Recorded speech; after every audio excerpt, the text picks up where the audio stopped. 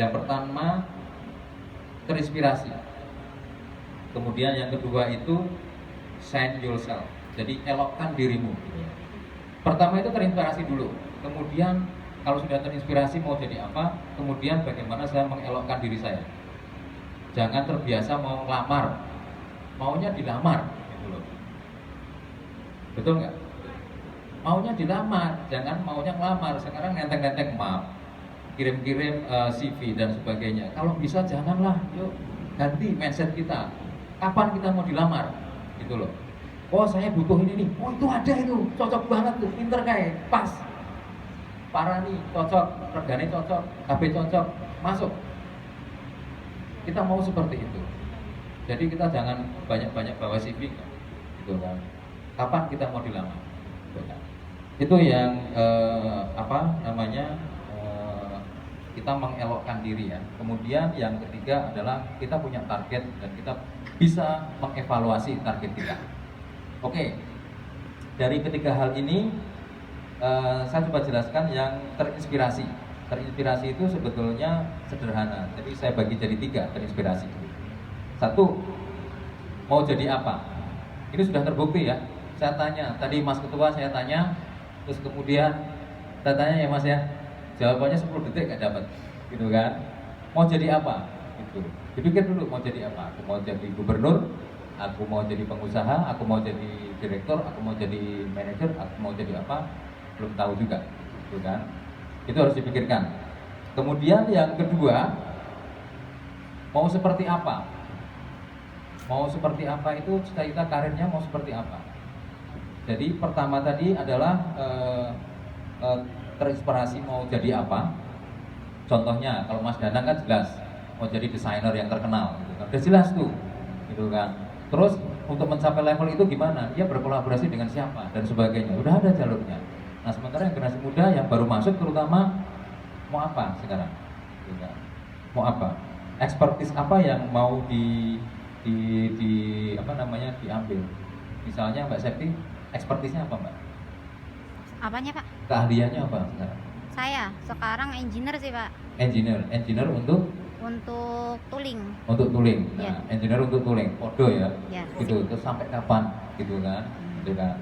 Terus sampai mau jadi apa? Mau jadi direktur? Mau jadi apa dan sebagainya sudah kepikiran belum? Saya kepikirannya jadi selebgram Pak. Oh, selebgram. Ya. Itu udah mending. Ya, Ya. udah ada kepikiran gitu kan. Mau kesananya harus kan? Ya. Harus ada jalannya kan? Ya. Caranya gimana kan nanti kita bisa share-share kan? Oh bisa. Like-nya yang banyak. Oh, iya itu subscribe-nya Pak. yang banyak gitu ya. Oh dagang Pak. Oke, Dagang. siap. Nah itu udah punya visi, Iya. udah punya visi. Kemudian mau seperti apa cita karir tadi yang mau jadi selebgram. Oke. Terus Simpel ya. satu lagi yang mungkin TKI. ini membantu adalah mau pengen seperti siapa? Nah, Mau pengen seperti Pak Widarto, Mas Danang, atau seperti Pak Direktur kita yang di ATK misalnya, atau pengen siapa? Pengen seperti apa? Kita harus punya figur. Siapa yang mau kita contoh? Dari figur itu sederhana aja lah, nggak usah aku pengen jadi Albert Einstein seperti itu ya, boleh gitu kan. Tapi yang sekarang ada di depan kita itu siapa? Yang bisa kita coba ikuti langkahnya, langkah positifnya ya. Semuanya nggak positif pasti ada negatifnya ya. Langkah positifnya sopo, piye dan sebagainya itu yang perlu kita coba lakukan ya. Nah, dari apa yang terinspirasi tadi, dari mulai mau jadi apa, mau seperti apa, pengen seperti siapa, gitu kan, udah teridentifikasi di kita. Kemudian yang kedua adalah shine yourself. Shine yourself itu penting, maksudnya elokkan dirimu. Jadi orang itu mengerti, kaget loh, ngerti Mbak Septi mencorong langsung kan kaget, ya toh? Nah, gitu kan. Nah, misalnya seperti itu. Nah, itu tuh kalau saya bagi 3 ya. 1 knowledge, itu pengetahuan, ilmu pengetahuan atau keilmuan yang kita miliki. Kemudian yang kedua attitude sikap. Sikap itu penting. Kita mensikapi diri kita ya, bukan untuk orang lain. Sikap kita mau seperti apa? Kadang orang yang pinter, tapi sikapnya orang genah, gitu kan. Ada yang sikapnya orang genah, tapi pinter, betul ya. Nah itu juga orang sakjane mencorong, tapi nih kokean, itu juga kepikiran, gitu kan. Jadi untuk dipilih itu juga seperti milih ketua tadi kan, ini sopo sing mencrang, sopo sing ini, karena pasti harus dilihat gitu kan ya. Tuh. Terus kemudian dari attitude sebetulnya ini ya bahasanya agak sedikit ke psikologian ya, emotional question. Emotional question itu maksudnya kita cerdik melihat situasi atau alam atau lingkungan gitu kan. Pintar kita nonton situasi gitu loh, ada peluang nggak? Ini enggak, itu kan pintar, apalagi selebgram ya. Sekarang masanya pandemi, semua orang masuk ke sana semua, pintar melihat peluang.